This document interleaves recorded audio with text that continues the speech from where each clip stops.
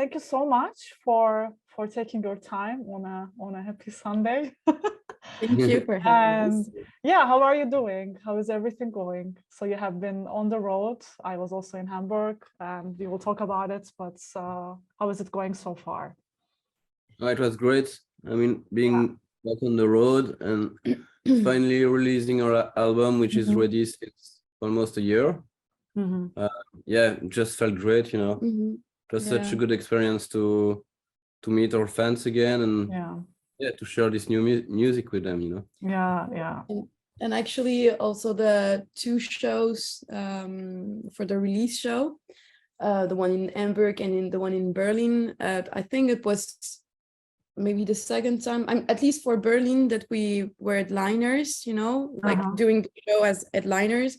And this time was so surprising, you know, like a lot of people. And so it was so great to feel all this love, you know. It was great. Was it a bit unexpected? Like, did you probably expected, of course, a bit of hype, but was it really different from what you expected? I mean, we can just talk about the live shows in general because it's really fresh. But the Hamburg show was great, actually, in my opinion. But maybe how was it in comparison to Berlin? Like, how were the two shows? What did you not expect to see, for example? In Berlin, we had more people, more audience in Hamburg. It was more crowded. And actually, we were super surprised because everyone in the music business is telling us right now that it's a bit difficult on the German market at the moment. Yes, you know? yeah. I also heard And about it. the pre-sales were kind of bad before the show in Berlin, but at the very last minute, a lot of people showed up, and we were like super surprised and super excited, you know. Yeah, that's great. Great, yeah. Especially for a city like Berlin, like a big city with a lot of different events, especially on a Friday night, you know. And yeah, for a band like us coming from Belgium, and yeah, just hitting the stage in this beautiful and great city with kind of a lot of people for us, it felt so amazing. Yeah, that's great. I can imagine. Yeah. But I will come to that now because I'm actually a new fan, I must say. So I discovered your music through a friend, and then the album came out. I was like, oh my god, this is so good. And really, congratulations on the album. thank you very much. And the live show, as I said, was also great. And let's just dive deep in. So I also listened to your older songs, older releases. In my opinion, the sound is still there, but to me, you have evolved with this album. Really, it really feels still different, but you bring in so many influences. And I just wanted to ask, what was about the recording process? So did you do anything different this time? Did you have a certain sound-wise, certain aspects in mind? Did you face any challenges? Can you talk a bit about that, about the album process? Yeah, of course. Sure. For the first two records, so the first EP and then the first LP, most of the time I was more in charge of the basics of the writing. Yeah. Like I used to write some chords, some riffs, some basic ideas, and then I share them with Marcella, and she found her melodies and her lyrics, and it always has been like a back and forth process between the two of us, and then with the band after that. But at the time, I was more in charge of the very first idea, you know, the first draw of the song in a way, you know. And maybe your influences for the two first ones were more into maybe the 70s, the rock from the 70s, you know, and we're from stoner as well, some bluesy rock also. But the main difference here for the second one was first, it was written in a short period of time. Yeah, in a short period of time, even though we had like 4 years between the first album and the second one. The real time of writing here was shorter than for the first album, you know. And Marcella brought a lot of ideas by her own, actually. We were stuck at home because of lockdowns and everything, you know, like we won't talk a lot about COVID, but yeah, we were at home. And yeah, I guess she's just took her guitar and she started to write songs, you know, and it was not even to write music for Black Mirror, especially. It was just for her, in a way. And I was like, okay, but she showed me some songs, and I was like, okay, it's quite good actually. And I was not super inspired at that time. I had some songs, but not that much. I wrote maybe 4 songs on this new album. Then because of that, we start naturally to work on our songs, and I was just suggesting some stuff, like some to change some stuff with the guitar. But as I mentioned, for the first one, it's still like back and forth, like the final result that you can hear on the record is really like the blend of both of our ideas, the ideas of the band, and also a big change is also the fact that we work with a producer this time, Alan Johannes, Yes. Who used to work with Queen of the Stone Age, PG, PGRV, Chris Cornell, exactly. And his input was, he brought a lot actually. You can definitely hear his print, Yes, definitely. Some of his fans on the social medias, when he share like a video of us, some of his fans are like, okay, we can feel your touch, But the great thing with him is kind of super respectful of the music he's working on. It's not like he tried to do his stuff with another band. It's more like some advices.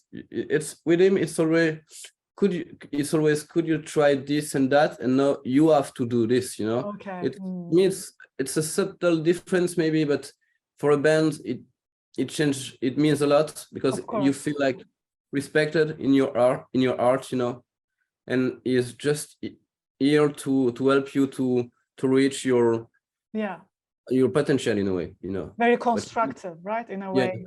It empowers. Yeah, definitely. You mentioned that the songwriting was in a very short period of time. How short was this? So what kind of a range are we talking about?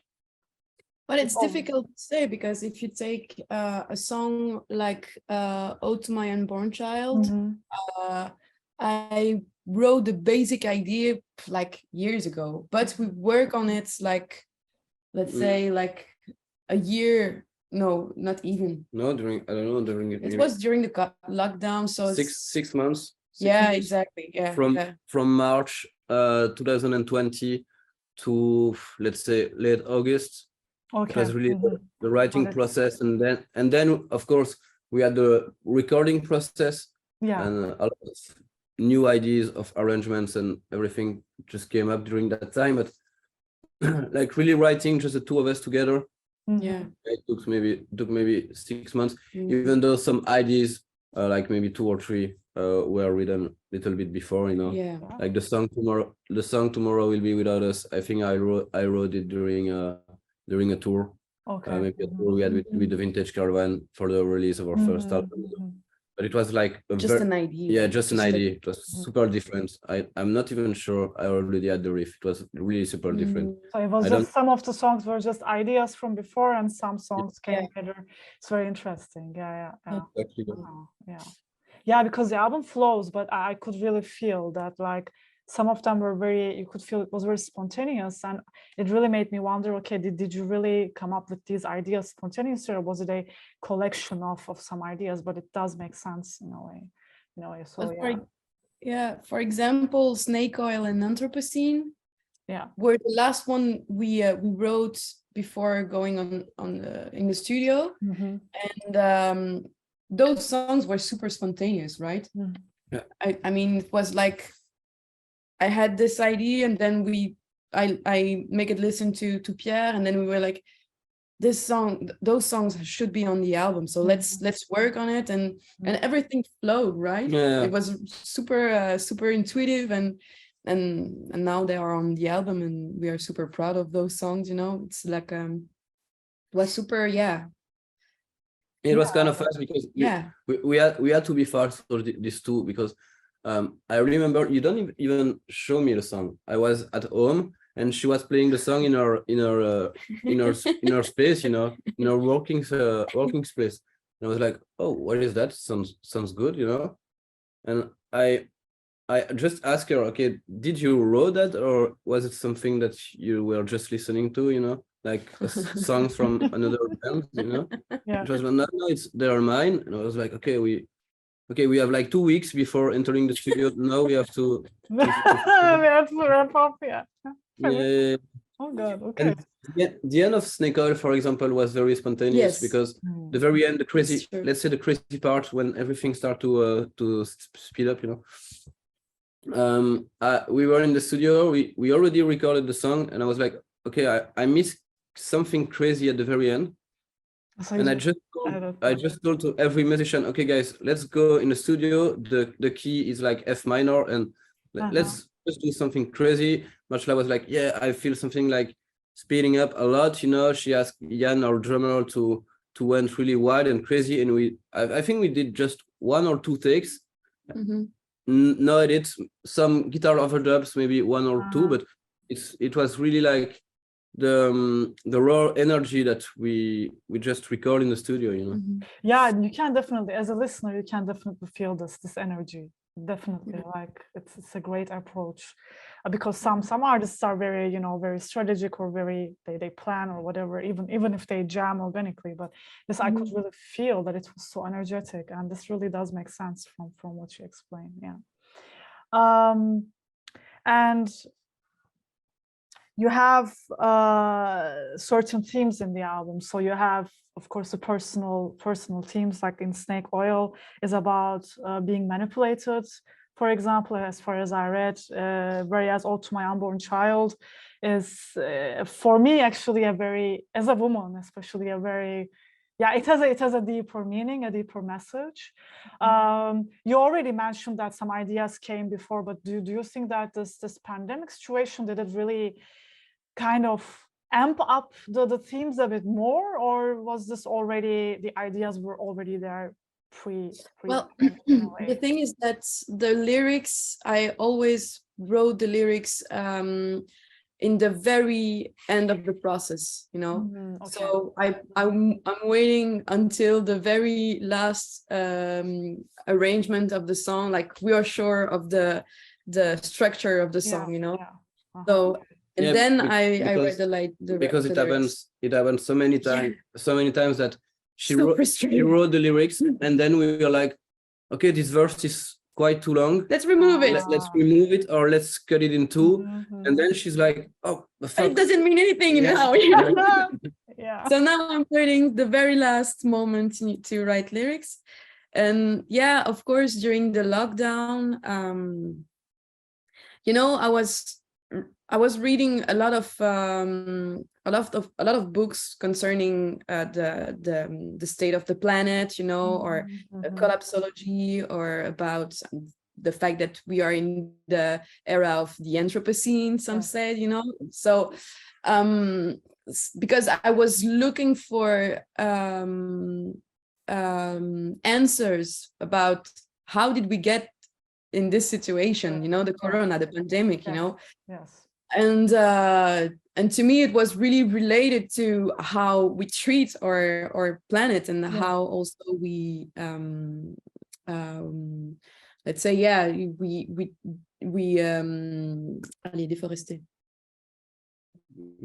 deforest, like you know, you replace the living destruction. You destruct like an environment for some animals that weren't in contact with humans, you know, and then you construct something on this area, you know, and then you are in contact with animals that you weren't before, you know. So I mean, it's a bit related. And the thing is that, all the lyrics, most of them were talking about what I read and our own vision and our own reflection about what we are witnessing, you know. Ode to My Unborn Child was part of it, because we were also like wondering, do we want to have a child, you know, like do we want to raise a child in this world where you know, like struggling with, you know. It's a bit like, okay, do we want to impose that to a new soul, you know, like Yeah. You know, sometimes I feel like I don't like the world I'm living in. You know, I have really, sometimes I'm so angry about it. You know, it's difficult for me as well, you know, to experience stuff and to witness stuff, and also to be like, okay, I'm part of it as well, you know, and I don't know how to not be, you know, and it's like, okay, so do we want to raise a child in this kind of world, you know, and it's going to be harder and harder for the next generation. So we're like, okay, yeah, maybe it's not a good idea to do that. But as a woman, I mean, I also always loved child, you know. I'm a proud godmother of 2 great kids, you know, and I love them so much, you know, as they were my own kids. And so I always wanted to have child of my own, you know, but not in this world. It's too difficult. I can relate to that personally. Yeah. That's why, especially listening to that song live, it was very emotional for me. I mean, you listen to it in the album and you read about it, like, okay, this is what it means. But especially when you introduced the song in Hamburg live, it took a different meaning. So, and I can totally relate to that. I can totally understand that. Yeah. What is your highlight from the album? It could also be when we look at it from a live perspective. So, for example, you played live shows. Which song did you really enjoy playing live from the album? To me, like the highlight on the album itself and the recording is Tears to Share, which might be a bit strange because it's one of the quieter songs. It's really dear to me because I think we went through a lot for this song. It was a difficult one to do. Like the rhythm totally changed.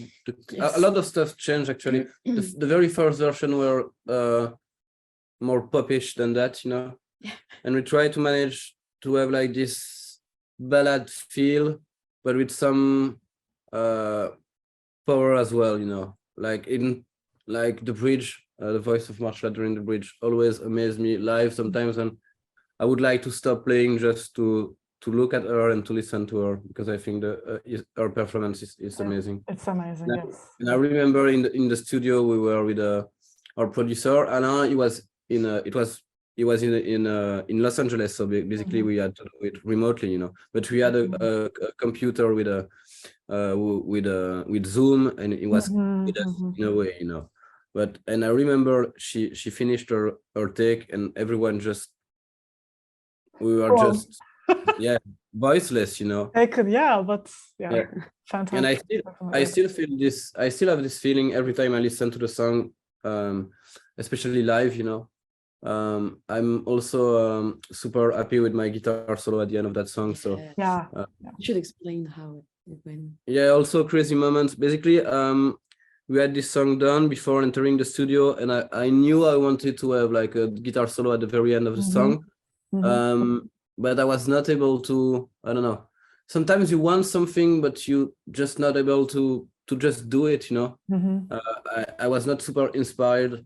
I was not able to find any really good guitar licks. I was a bit like, okay.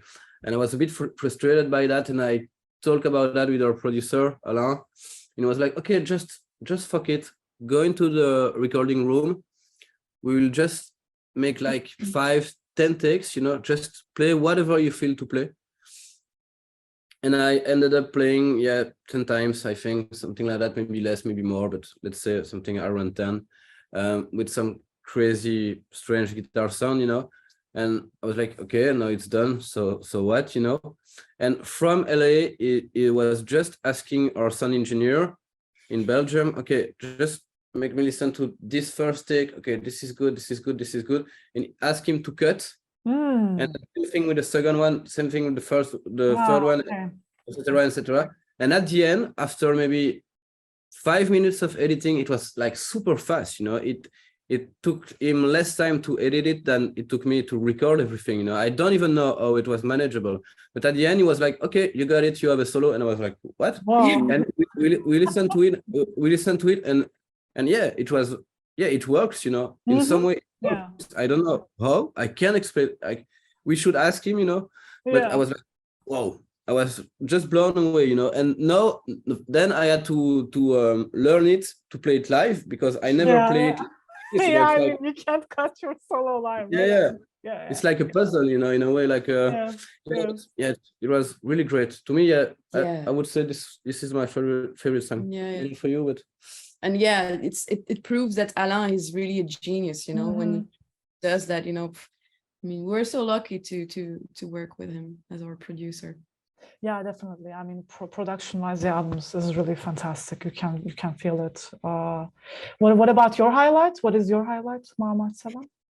For me, it's always difficult to have one highlight in the whole album, because it's like when you have kids and you have to choose a favorite. It's a bit weird. For me, there's like always something that I like in every songs, you know. Yeah, of course, Ode to My Unborn Child, it's super personal, so yeah, of course I love it. Snake Oil, I like the crazy feeling that it has, you know, like especially the end. I mean, it's super difficult for me to say this one I love. Okay, yeah. Well, that's also totally understandable. I mean, yes, sorry about that. No, it's not really, don't have to. Yeah, definitely. I mean, for me also, so if you would have asked me, some songs really do stand out more than the others, so it's kind of hard to answer that type of question. It is. Yeah. I want to talk about your influences, because with some bands, especially when I review albums, it's really easy to categorize, but the genre. But what I think with your sound, for me, it is. I mean, you can say it alternative rock, you can say alt grunge rock. I have seen different categorizations, but I think you really do bring a lot of influences from different timelines. So you mentioned 70s, there's a bit of 19s in there, but there's a bit of fresh air. I wanted to ask about your influences. Do you have different influences, the band members or the two of you, or how does that work? So is it because you are very open? I'm really curious, because not a lot of bands have that type of approach nowadays. Sometimes it's just this one style that we hear, but especially with bands like your sound, it's very refreshing to me, and that's why I wanted to learn about your influences. Is it different band members, or? The first thing, the way I see it is, for the first records, we are more like, okay, we should try to do something, how to say that, something that fits in a genre. Not that we wanted to write like stoner or blues rock songs. It was more, okay, we will try to stay in the same area, you know. For this new album, because we never really thought about, until the very end of the writing process, that we were writing an album for Black Mirrors, you know. We were just having fun as a couple and as musicians, and we were just enjoying playing music and recording new ideas, you know. And we were like, okay, let's do whatever we want, you know. If we have all of a sudden a bridge that doesn't fit, or seems to fit the song in a way, because it seems to come from different influences. I think, let's say, the bridge of Anthropocene. Anthropocene is basically a fast, wild song, you know. Kind of influenced by the Queens of the Stone Age, you know. And all of a sudden, you have like this quiet bridge, which is to me kind of maybe my influences from Radiohead talks a bit more doing that, you know. And it was something we were just like I was just like looking for some chords on her song, because she wrote that song. She wrote the verse and the melody of the pre-chorus, and then I brought the riff of the chorus, and then she found her melody. You know, it's really like building up on each other idea, you know, like bouncing back. And then I had these 4 chords for the chorus, and I was just the bridge, and I was just playing them, and she was like, okay, this chord is just really cool. And to me, I didn't think about Radiohead. I was not like, okay, I want to write something in Radiohead style, but afterwards I could definitely hear this influence into that moment, you know. And I think it was more about being like super open about any influences that could show up, you know. I was talking about Tears to Share. To me, in Tears to Share, you could even hear influences from Billie Eilish, for example, you know. Yeah, why not? We're not listening to Billie Eilish like every day, you know, and I think last time I listened to her was like maybe 6 months or a year ago, you know. But I think we have like a common root, like for every band members, like of course some rock from the 70s, like Led Zeppelin is one of them.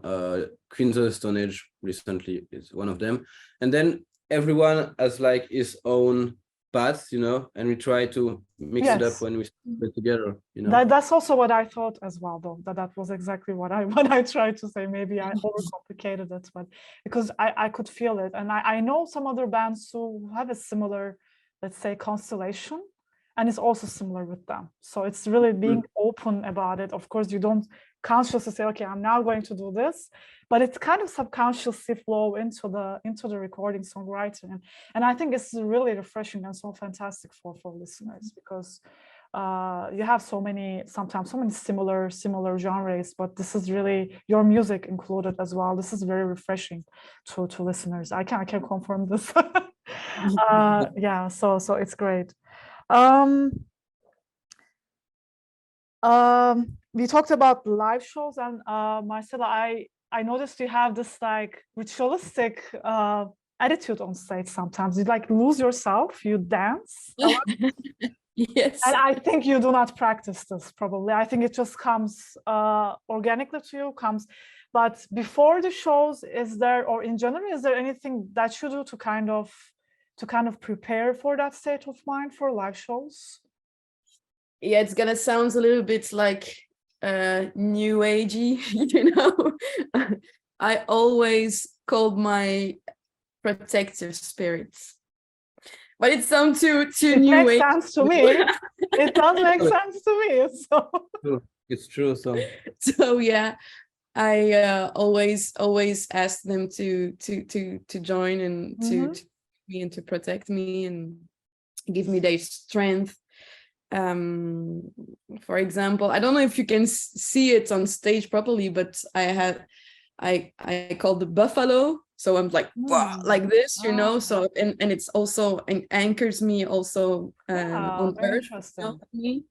And I have also the buzzard that you see on Lost in Desert, which gives me some wings and connected me to the sky, you know. So I'm anchored, and also, you know, like in the middle of earth and the sky, you know. So yeah, actually that's what I do before going on stage. And when I start feeling like some tickle in my body, I know they are with me, you know. But it sounds super new agey. I'm so sorry. It's not actually. It does make sense to me, because it doesn't come off as like, oh my God, what is she doing? I didn't expect that. So I have been to a lot of live shows, and sure, you sometimes see interesting things, but this looked very 60s, 70s to me, right? So a lot of like acid rock bands, they also, like, you see like losing themselves, and but this was I was like, wow, this is like very ritualistic, very spiritual to me. And when you explain that, it does make sense. So it really comes off very natural as well. So it didn't really come off, as I said, like, okay, what is she doing now? I mean, it's not to me. So it's that's why I wanted to ask that, because now I understand why. And what was also difficult for me, it's not difficult, but you know, we experienced one show which was completely a mess, because this weekends I was working, how do you say, like I had like this workshop about cognitive trance, you know, how to go into trance and stuff, you know. And we had on the Saturday this show in Belgium, and I on stage I fell down completely into trance, but everyone was just grabbing this thing, and it was a mess, completely a mess on stage. So the day after, I went back to the workshop, you know, and I explained that to the girl who were doing the workshop, which is like a great author. She's her name is Corinne Sombrin. Okay. She's great. She's amazing. She went to Mongolia, and I mean, she's amazing. And I explained that to her, and so she said, yeah, of course, trends can be how do you say that in English? Allez, comment on peut dire? Allez. Even in French. Fuck. It's like maybe what you want to say. It's maybe like contagious. Yeah. Okay. That's what I. Sorry. Contagious. Yes, Okay. it can be contagious, you know. And the thing is, she said to me, you need now to control that, you know. You need to work on that to control it, you know. That you don't. This on stage won't happen anymore, you know. So now on stage, sometimes I can go somewhere, you know, but I know how to stay. And to control that. To control now and stay there, you know.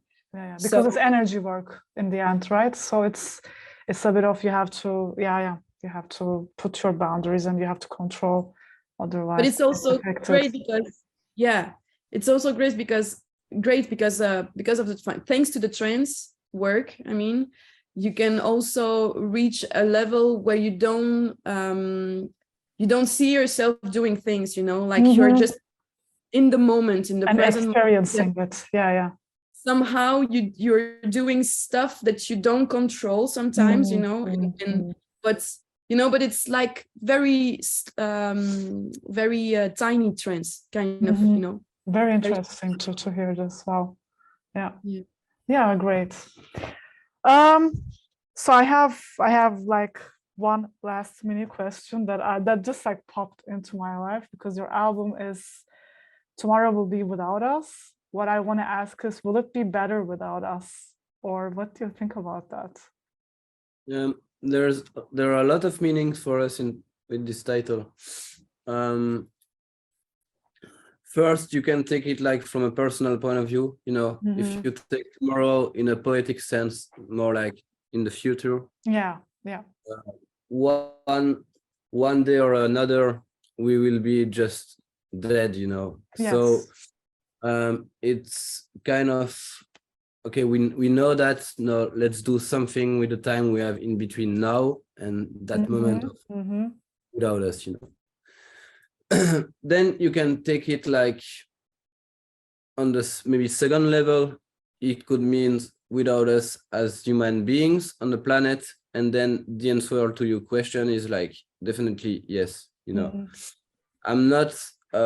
We are not, I think, collapsologists in the sense that we are excited by that, you know, but we think it might happen in a way or in another, and I think our planet will survive and will continue to grow without us, and it will be probably the best thing for most of the animals and for the planet, you know.